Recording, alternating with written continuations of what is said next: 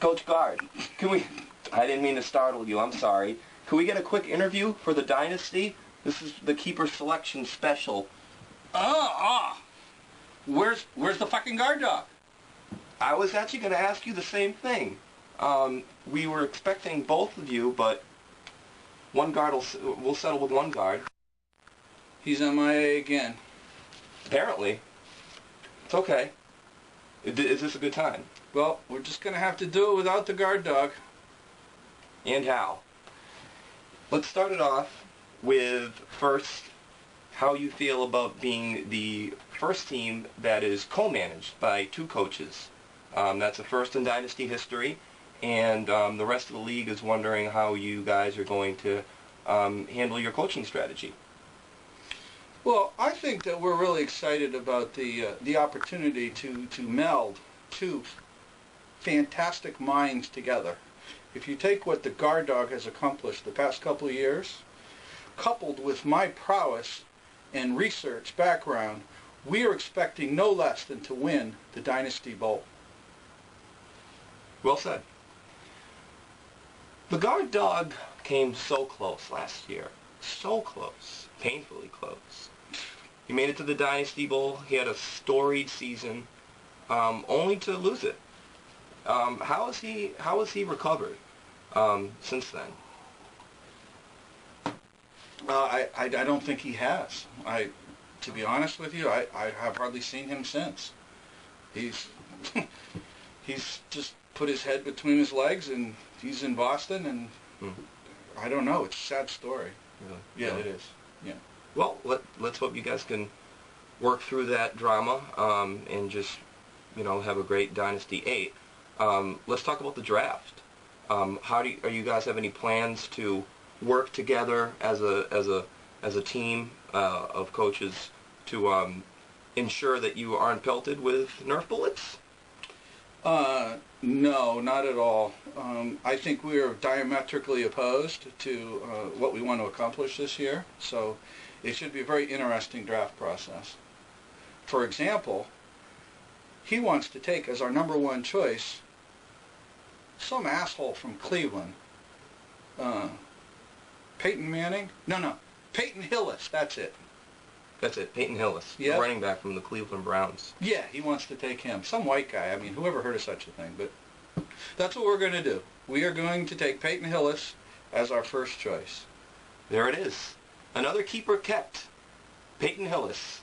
And unbridled racism here from Coach Jerry Guard.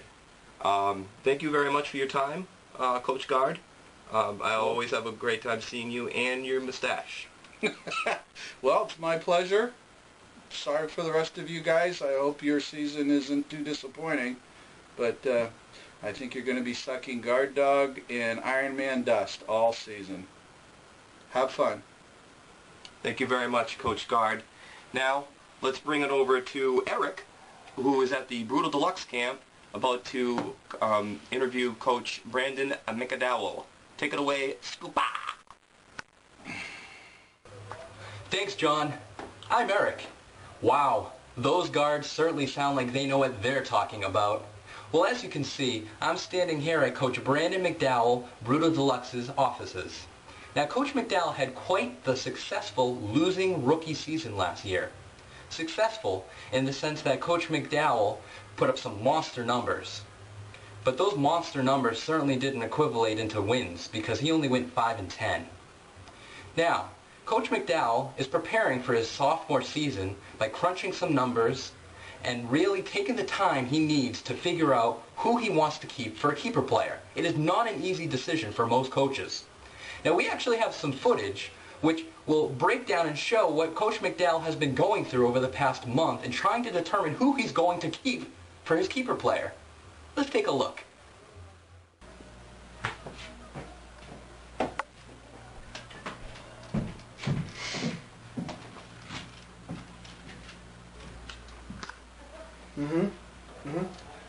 Look, I've been running the numbers on this kid. Well, that's what I'm saying. The numbers don't lie. Understand that. Aaron, let me worry about the money. You just make sure that you are ready for the Dynasty. for the Dynasty.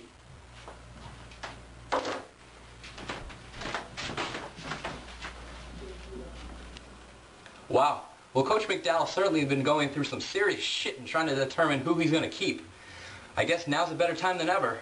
Let's see if he's made his decision, shall we?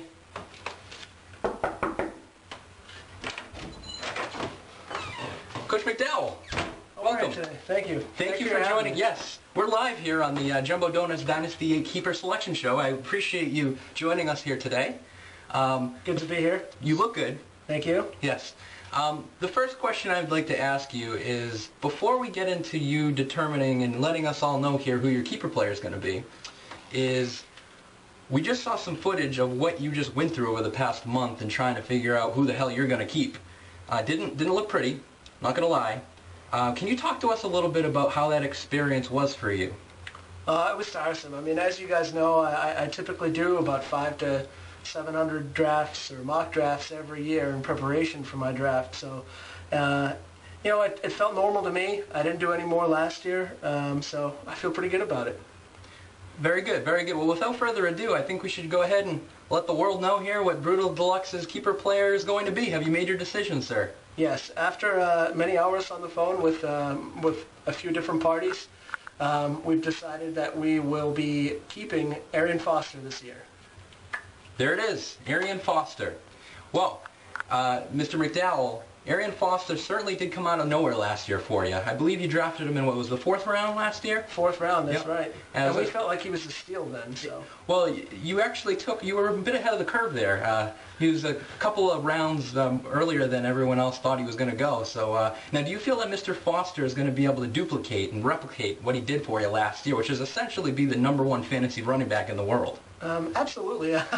I feel like getting him where I am. I mean, typically he will go anywhere from 2nd to 4th overall, and I think getting him as my 1st round pick is a steal, and I'm looking forward to seeing what he puts up for numbers this year. Well, that's great. From a coaching standpoint, Mr. McDowell, you probably more than anyone would have been a little bit more perplexed and just frustrated at how everything played out last year. I don't know if you're aware of this or not, but you actually put up, I think it was, you had scored the 7th most fantasy points all time. So in the history of the Dynasty, all 7 seasons, everyone that's played, you put up the 7th most fantasy points in a regular season ever, and you didn't even come close to making the playoffs. So can you kind of tell us how you think that happened and what you're going to do to try to make sure that doesn't happen again? I mean, pretty much we're going to go out and do exactly what we did last year. Try and put up big numbers every week and do whatever we need to do to win. So just looking forward to it. That's great. Well, I appreciate it, Mr. McDowell. I wish you the best of luck. I wish you luck in the season and at the draft. And thank you. You've heard it here first, folks. Mr. Coach Brandon McDowell, Brutal Deluxe, Arian Foster. Now let's take it back to the studio. Eric and John, take it away. Holy shit. Quite the array of keeper players being snatched up, eh, Eric? That's right, John. Arian Foster didn't come as much as a surprise, but Peyton Hillis is a little bit of a wild card, I think. Hillis is a very solid player, but the Iron Dogs did have Phillip Rivers on their roster, but the guards certainly sound like they know what they're doing. Well, Eric, one douche who certainly seems like he knows what he's doing also is Archduke William Q. DeYoung, the 75th Esquire, coach of the Rockdalian Senators. Oh, that's right.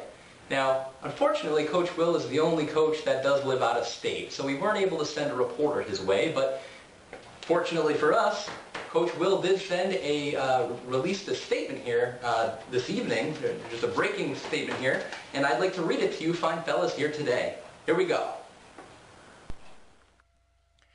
I, William Q. DeYoung, the 75th, coach of the Rockdalian Senators and Dynasty Ethics Manager, and proud owner of a battery-powered vagina, am happy and humble to solemnly pronounce that Ray Rice will be my keeper player, and I look forward to rounding the rest of my team out at the draft and plan on kicking all of your asses as I become Jumbo Donuts Dynasty 8 champion. I'd also like to add that if I finish 8-7 or 7-8 again,